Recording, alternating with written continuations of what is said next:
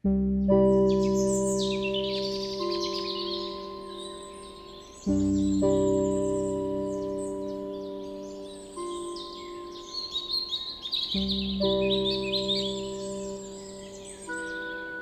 hujan tropis Amerika Selatan adalah panggung dari salah satu drama paling luar biasa dalam dunia serangga. Di hutan ini, kita bisa melihat salah satu spesies semut dengan bakat pertanian alami yang sangat mengagumkan.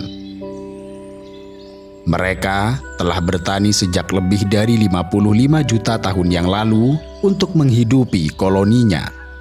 Yang ini berarti bahwa sistem pertanian mereka jauh lebih purba dibandingkan manusia yang baru mulai bertani sejak sekitar 12.000 tahun yang lalu. Ini memang terdengar mengejutkan, tetapi begitulah kenyataannya. Mereka paham betul bagaimana cara menyiapkan tanah, tanaman, rumput, hingga pupuk. Mereka juga sangat paham bagaimana cara menghindarkan tanaman mereka dari hama. Namanya adalah semut pemotong daun atau leaf cutter ant. Mereka adalah petani bawah tanah, arsitek, dan penjaga peradaban mikro yang sudah ada sejak jutaan tahun lalu. Di balik hutan tropis yang lebat dan sunyi, mereka berbaris rapi, berjalan teratur, sembari membawa potongan daun dengan ukuran yang jauh lebih besar dari tubuh mereka sendiri. Meski mereka memiliki skala yang jauh lebih kecil dibandingkan manusia, tetapi mereka dapat memotong daun sebanyak yang dibutuhkan seekor sapi dewasa, di mana satu koloni bisa memindahkan lebih dari 500 kg daun per tahun.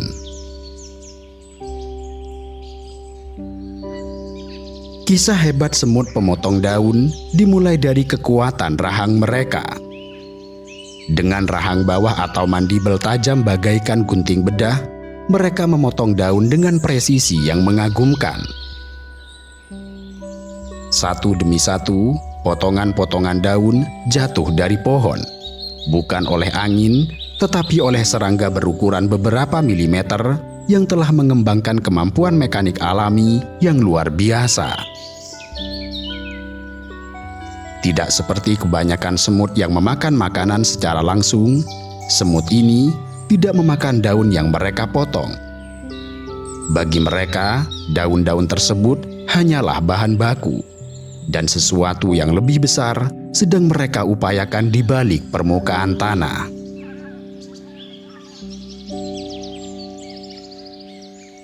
Ketika satu lembar daun telah dipotong, pekerjaan belum selesai. Sekarang, tugas mereka adalah membawanya ke sarang. Dan disinilah parade menakjubkan itu tampak jelas. Ratusan, bahkan ribuan semut berjalan dalam barisan panjang, yang masing-masing membawa potongan daun di atas kepala mereka. Aktivitas ini bagaikan jalan raya super padat di tengah kota. Macet, hiruk-pikuk, namun tetap berjalan. Itulah yang terjadi di jalan-jalan setapak yang dibentuk oleh semut pemotong daun. Mereka membentuk jalur padat yang tertata rapi, di mana dengan cerdas mereka membuat jalur masuk untuk mereka yang kembali dari pohon dan jalur keluar untuk pasukan baru yang menuju ke medan tempur dedaunan. Potongan daun bisa jauh lebih besar dari tubuh si semut, namun mereka mengangkatnya dengan cekatan, menyeimbangkannya sambil tetap berjalan di atas akar, tanah gembur, dan rintangan kecil. Mereka tidak menyerah hanya karena beban berat. Mereka telah terlatih sebab mereka memang dilahirkan untuk ini.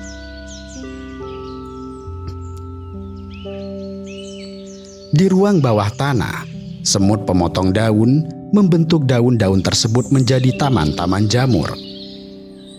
Daun-daun yang sudah dibawa dipotong lebih kecil lagi oleh para tukang kebun, lalu dikunyah dan dilumatkan menjadi bubur hijau. Bubur ini kemudian disusun di taman jamur seperti kompos, dan dari situ tumbuh jamur kecil berwarna putih. Jamur inilah yang menjadi makanan utama koloni, terutama larva dan ratu. Yang menakjubkan, jamur ini tidak ditemukan di alam liar. Ia telah berevolusi khusus untuk hidup bersama semut. Bahkan, jika jamur ini dipisahkan dari semut, ia akan mati. Hubungan semacam ini disebut sebagai simbiosis obligat, di mana dua makhluk tidak bisa hidup tanpa satu sama lain. Dan lebih dari itu, semut juga merawat jamur mereka seperti petani merawat ladangnya. Mereka akan menyingkirkan bagian jamur yang busuk, menyebarkan enzim dan cairan khusus dari tubuh mereka, bahkan menggunakan antibiotik alami dari tubuh mereka sendiri untuk membunuh jamur parasit. Ya, semut pemotong daun menggunakan antibiotik untuk menjaga hasil pertanian mereka tetap bersih dari hama. Di mana penemuan ini bahkan menjadi inspirasi para ilmuwan dalam penelitian medis modern.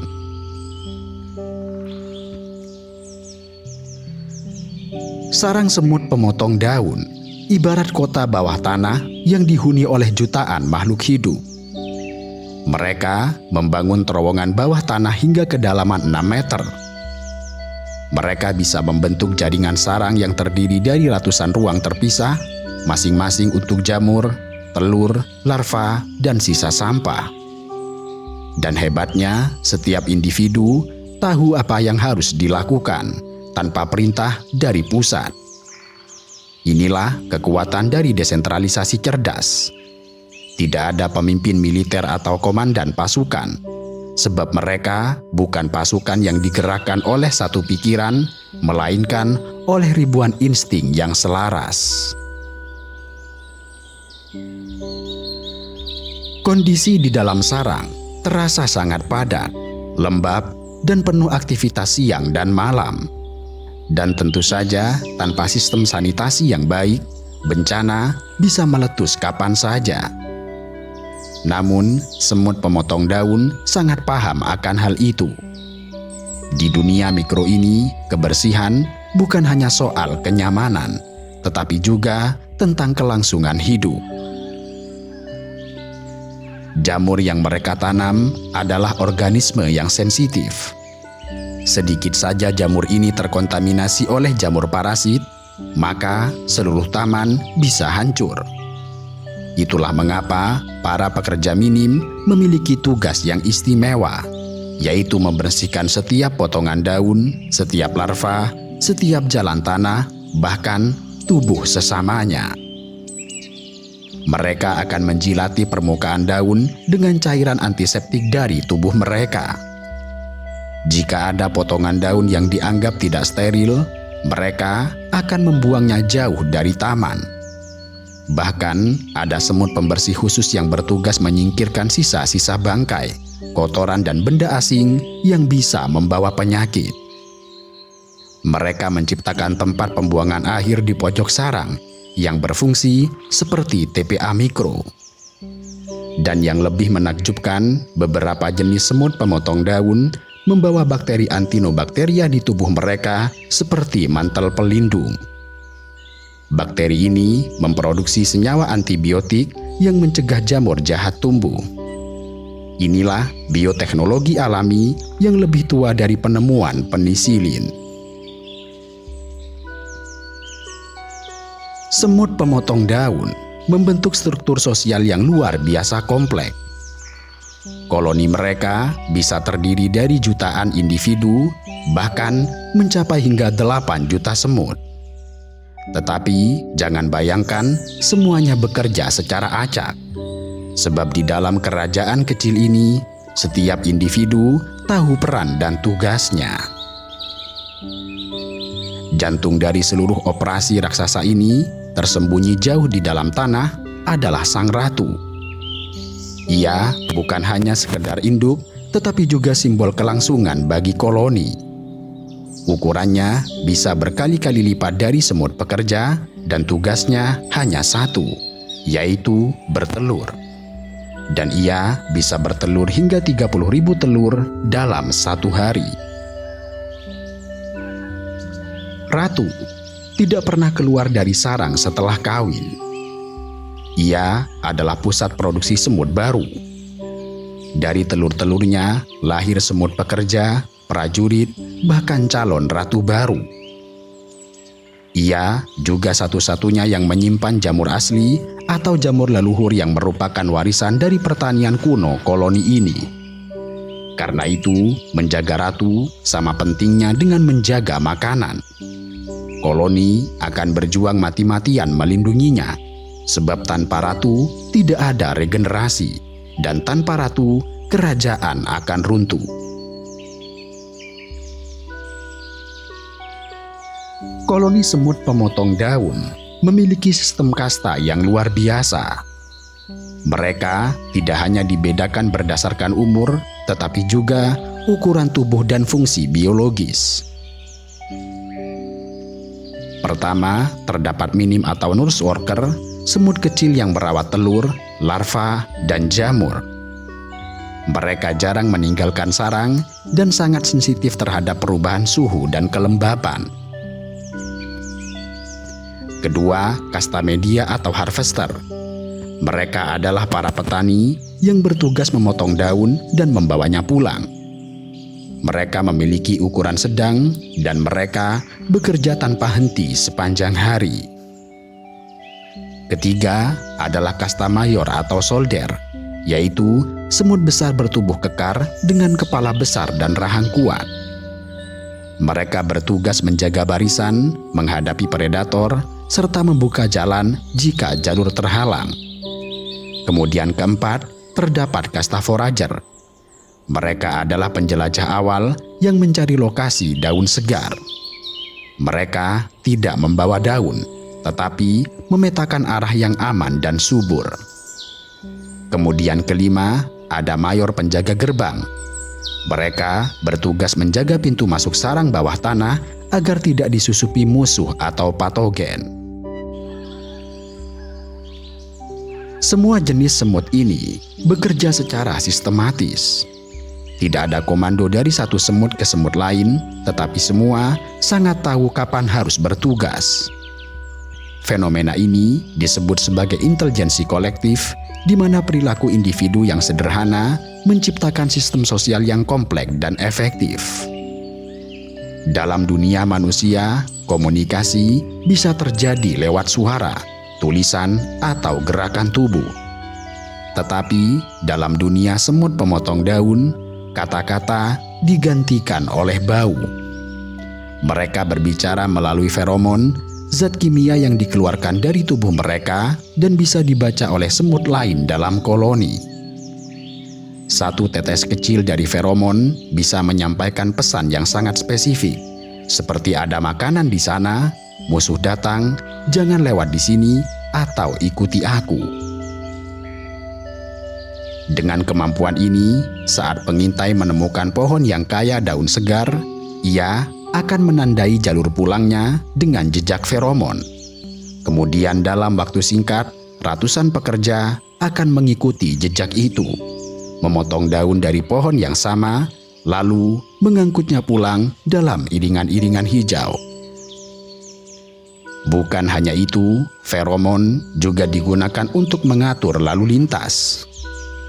Saat jalur menjadi padat atau berbahaya, semut bisa mengubah rutenya, dan informasi itu disebarkan dengan cepat, tanpa suara, tanpa kata, hanya dengan aroma yang dipahami jutaan individu. Sistem komunikasi kimia ini begitu efisien dan presisi, hingga para ilmuwan kontemporer pernah menggunakannya sebagai dasar algoritma pencarian jalur dalam sistem navigasi dan logistik. Meskipun terlihat rapi dan penuh dengan strategi, kehidupan semut pemotong daun tidak pernah mudah. Setiap kali mereka keluar dari sarang untuk memotong daun, mereka selalu mempertaruhkan nyawa. Di hutan, musuh yang beringas mengintai di mana-mana. terdapat lalat parasit porit yang dikenal sebagai musuh kecil tetapi mematikan. Lalat ini terbang rendah dan mendarat di punggung semut pekerja. Kemudian dengan gerakan cepat, ia meletakkan telur di dalam tubuh semut. Begitu telur menetas, larva akan menggerogoti otak si semut dari dalam. Beberapa semut akan kehilangan arah, berkeliaran, lalu mati dengan perlahan. Maka, untuk melawan musuh ini, para prajurit akan berjaga di sepanjang barisan, dan semut pekerja akan membawa penumpang kecil di atas punggungnya, yaitu semut minim yang bertugas mengusir lalat parasit sebelum bisa bertelur. Kemudian di luar lalat masih ada semut predator lain, laba-laba, burung pemakan serangga, dan bahkan manusia yang menghancurkan habitat mereka. Meskipun begitu, koloni tetap bertahan. Hari demi hari, daun demi daun, mereka membangun ulang harapan mereka. Semut pemotong daun adalah makhluk yang tahu kapan harus berkembang. Saat koloni tumbuh besar dan ruang di sarang tidak lagi cukup, mereka akan mulai membentuk cabang sarang baru. Biasanya dilakukan oleh ratu baru yang lahir dan siap kawin. Proses ini berlangsung dramatis. Ratu muda akan terbang dari sarang mengikuti kawanan jantan dalam ritual kawin di udara. Begitu kawin, sang ratu akan mencari tempat baru, menggali tanah dan menyimpan sebagian kecil jamur dari sarang lama di mulutnya sebagai bibit pertanian untuk koloni yang akan datang. Dari satu ratu dan segenggam jamur, koloni baru akan dimulai, dan roda kehidupan akan berputar lagi.